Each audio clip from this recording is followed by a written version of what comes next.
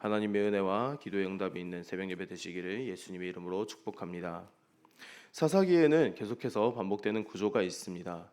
이스라엘이 평안한 때에 하나님으로부터 멀어지고 우상들을 섬기는 죄를 짓습니다. 그럼 하나님께서 이스라엘을 심판하십니다. 심판받은 이스라엘은 회개하며 하나님께로 돌이킵니다. 회개하는 이스라엘을 보시는 하나님은 그들을 용서하시고 사사를 세우셔서 이스라엘을 구원하시고 회복시키십니다. 그런데 이번에 본문에서 범죄한 이스라엘은 회개하지 않았습니다. 이스라엘 백성들이 하나님을 부르짖지 않았습니다. 하나님께서 그 가운데 먼저 이스라엘에게 찾아오셨습니다. 이스라엘은 40년이라는 긴 세월 동안 블레셋의 압제 속에 있었습니다. 그 가운데에서 하나님을 찾지 않았습니다. 괴롭다고 소리치지도 않았고 살려달라고 회개하지도 않았습니다. 죄와 노예 신분에 완전히 빠져 하나님께 부르짖을 영적 감각을 완전히 상실해버린 상태였습니다. 아마 이스라엘은 블레셋의 압제가 너무 강해서 하나님께서 자신들을 구원할 수 있다는 희망조차 갖지 못했을 수도 있습니다. 그 가운데 하나님은 마노아라는 한 사람을 찾아오셨습니다. 이 마노아라는 이름은 쉼이라는 뜻이 있습니다. 이스라엘의 상황과는 정반대인 이름이죠. 그리고 그 가정에는 한 가지 문제가 있었는데 바로 불임이었습니다. 성경에서 불임은 때때로는 소망이 끊어진 것을 상징합니다. 이러한 점들을 보았을 때 이스라엘에게는 아무런 소망이 없어 보입니다. 그 절망적인 상황에서 하나님은 마노아의 아내에게 찾아와 이렇게 말씀하십니다. 3절을 이 시간 함께 읽겠습니다. 3절입니다. 시작. 여호와의 사자가 그 여인에게 나타나서 그에게 이르시되 보라 내가 본래 임신하지 못함으로 출산하지 못하였으나 이제 임신하여 아들을 낳으리니 소망이 끊어진 가정에게 태의 문을 여시고 아들을 주시겠다라고 약속하십니다. 이스라엘에게 이것은 복음입니다.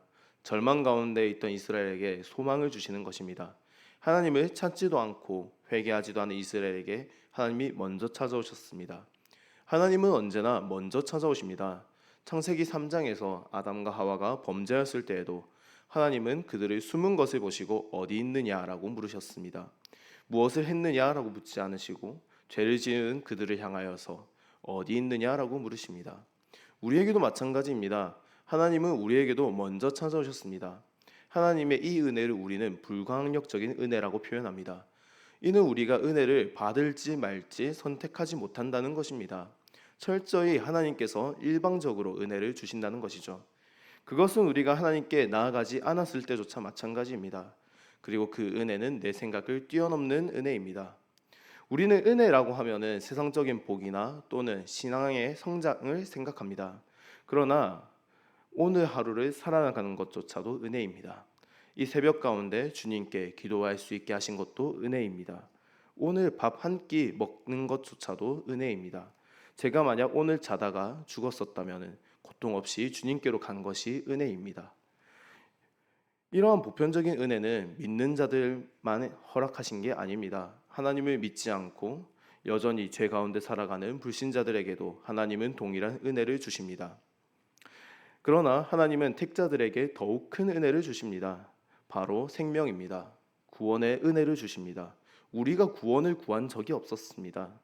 우리는 믿음을 구하지 않았습니다. 그러나 하나님께서 우리에게 먼저 오셔서 우리에게 믿음을 주시고 우리에게 구원의 은혜를 주셨습니다. 마치 오늘 본문의 이스라엘처럼 말입니다. 우리가 기억해야 하는 것은 이것입니다. 우리는 구하지 않은 은혜를 누리고 있는 사람들입니다. 일방적으로 찾아오시는 하나님의 은혜를 누리고 있는 사람들입니다. 이 새벽에 아무런 빛도 소망도 보이지 않는 상황 가운데 계십니까? 그때 눈을 들어서 우리에게 먼저 찾아오신 하나님을 보시길 축원드립니다. 우리의 절망을 뛰어넘는 은혜를 주시는 하나님이 계십니다. 구원의 소망이 되신 예수님이 계십니다. 영원한 죽음을 승리하신 우리 주님이 우리의 상황과 형편을 잘 아십니다. 그 주님을 오늘 하루도 의지하며 나아가기를 축복합니다. 하나님은 우리가 구하지 않았을 때에도 은혜를 주시지만은 그 은혜를 받은 이후의 삶은 우리의 태도와 직결이 됩니다. 마노아의 아내에게 임한 은혜는 단순히 아들을 얻는 복에서 그치지 않고 이스라엘을 구원할 나시린을 기르는 사명을 동반했습니다. 그래서 마노아는 하나님께 간구합니다. 8절입니다. 마노아가 여호와께 기도하여 이르되 주여 구하옵나니 주께서 보내셨던 하나님의 사람을 우리에게 다시 오게 하사 우리가 그 낳을 아이에게 어떻게 행할지를 우리에게 가르치소서 하니 하나님께서는 그 기도를 들으시고 다시 하나님의 사자를 보내어 주십니다. 그리고 이번에는 마노아가 하나님의 사자 앞에서 간구합니다. 12절입니다. 12절 함께 읽겠습니다. 시작. 마노아가 이르되 이제 당신의 말씀대로 되기를 원하나이다. 이 아이를 어떻게 기르며 우리가 그에게 어떻게 행하리까? 이 아이를 어떻게 기르며 우리가 그에게 어떻게 행하리까? 이 부분을 원문으로 보면은 마노아는 그 아이에 대한 규정, 정의가 어떻게 되며 그의 일, 사명이 무엇입니까? 라고 물어봅니다. 마노아는 태의 문을 열어주신 은혜를 약속받고 이제 은혜를 받은 우리가 어떻게 해야 되는지를 물어봅니다. 정말 구체적으로 책임감을 가지고 이 아이에 대한 규정이 무엇이며 그가 해야 할 일, 사명이 무엇입니까? 라고 물어봅니다. 어떻게 기를지 규정을 달라. 규정이라는 단어는 정말로 구체적이고 무조건 지켜야 할, 순종해야 할 영역이라는 것입니다. 우리는 대개 기도의 자리에서 결과를 구합니다. 주님, 이 문제가 해결되기를 원합니다. 주님, 저에게 지금 이것이 필요합니다. 우리는 그렇게 많이 기도를 합니다. 그러나 우리가 결과보다는 우리가 무엇이 필요한지보다는 우리가 어떻게 해야 할지 하나님께 묻는 기도가 필요합니다. 은혜를 받은 자는 어떻게 살아가는지 하나님 앞에서 고민하고 기도해야 합니다. 물질의 복을 받았다면 그것을 어떻게 사용할지 하나님께 물어야 합니다. 자녀의 복을 받았다면 그 자녀를 어떻게 키워야 하는지 하나님께 물어야 합니다. 하나님이 주신 축복은 목적이 있습니다. 복을 주신 데는 하나님은 이유가 있으십니다. 우리는 항상 그것을 하나님께 물어보고 그 물어본 방법대로 응답 받은 그 방법대로 우리가 그 받은 은혜를 사용해야 합니다. 말씀을 맺겠습니다. 우리는 구하지 않았을 때도 찾아오시는 은혜를 입은 사람들입니다. 동시에 그 은혜를 받은 이후에 우리의 삶을 말씀으로 다스려야 하는 사명자입니다.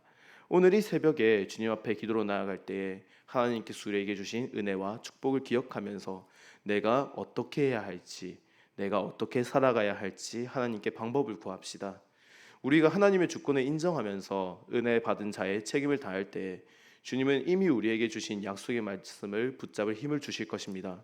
주님이 명령하실 때 그 말씀에 즉각적으로 순종함으로 우리의 메마른 삶의 자리에서 생명의 문을 여시는 더욱 큰 은혜를 누리는 저와 여러분 되시기를 주님의 이름으로 간절히 축복합니다. 이 시간 함께 들은 말씀 기억하며 기도하며 나아갑시다. 주님께서 먼저 찾아오셨습니다. 주님께서 우리에게 은혜를 많이 주셨습니다. 주님, 이 시간 우리가 주님 앞에 나아갈 때에 주님께서 우리에게 주신 그 축복에 주님께서 우리에게 주신 그 모든 은혜 가운데에서 우리가 그 은혜를 어떻게 사용해야 할지, 우리가 어떻게 살아가야 할지 하나님께 묻는 기도를 합시다. 그리고 이 시간 열린교회의 직장과 우리 성도들의 생업과 가정과 직장 가운데 복을 달라고 기도합시다. 하나님께서 예비해 주신 그 은혜와 복을 풍성히 누리고 또 그 은혜를 다시 흘려보내면서 선한 영향을 미치게 달라고 기도합시다. 그리고 오늘 SFC 수련회가 있습니다. 그 수련회 가운데 주님, 아이들에게 복을 허락하여 주시옵소서. 아이들에게 은혜를 허락하여 주시고 주님 만나 주시옵소서라고 기도합시다. 그리고 마지막으로 우리 열린교회와 담임 목사님과 부교육자님들 위해서 기도해 주시고 이 시간 각자 가지고 온 개인의 기도 제목 가지고 주님의 이름 한번 부르짖으며 기도하며 나아가겠습니다. 주여